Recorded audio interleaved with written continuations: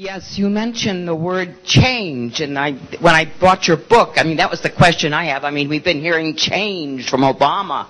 If you could confront Mr. Obama tomorrow, how would you pin him down when he uses that word change? Well, I probably wouldn't do it directly as much as I would go to his supporter if I was addressing supporters or the audience. That change means nothing. It's just the word, and it's a cliche. And just to repeat it has no meaning.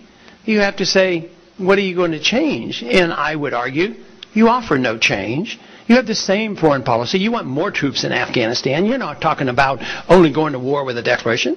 You don't want to deal with the monetary, financial crisis in this country. You want to keep, the system together for the benefit of the banks and the big corporations and the politicians, that argument. And what kind of change do you have on social policy? Do you care about sick people using marijuana? Have you come out for that? And I would just hit him hard on the fact that he doesn't want change. He wants the status quo.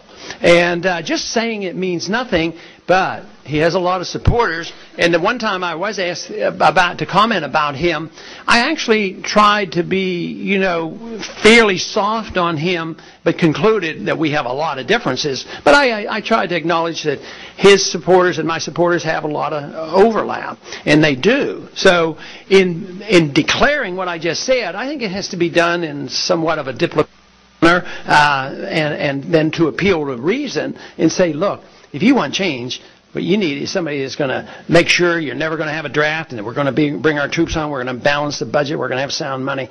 He never talks about any of that. Maybe you could convert him. Well, no, he probably doesn't have real solid beliefs. He will be converted when we convert his young people. That's what will convert.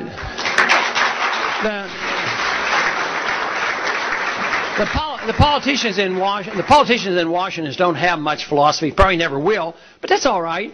That's why we have a chance by converting people's hearts and minds, and that's where we've made our progress.